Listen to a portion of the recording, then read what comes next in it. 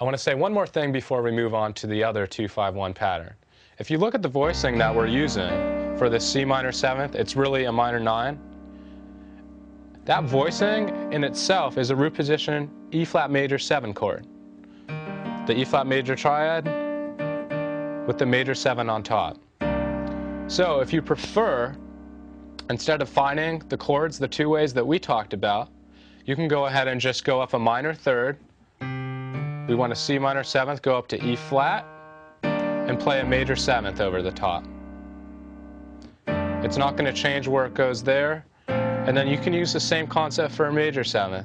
Go up a major 3rd, we're using the B flat major scale. There's the major 3rd, and you play a minor 7th. There's D minor, there's the lowered 7th.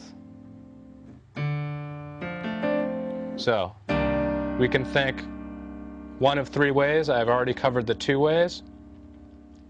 Or you can think, I'm going to go up a minor 3rd and play the major 7th over a minor 7th chord. If I say C minor 7th, I go up the 3rd, I play E flat major 7th, resolve that 7 down to the A, which is the 3rd of the F dominant 7th, and then play a minor 7th. Now this is a lot more relevant when you're playing these chords only in your left hand.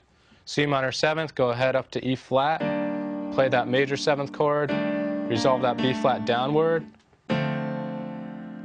and then back to, you can think of it as D minor 7th or the 3-5-7-9 of B flat major 7th. Okay? There's always a couple ways to do things. If this appeals to you, absolutely think of things this way.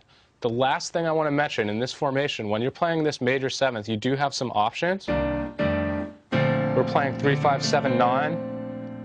You can go ahead and use any of the notes in the B flat major scale. If I want to move this 3rd up to the G,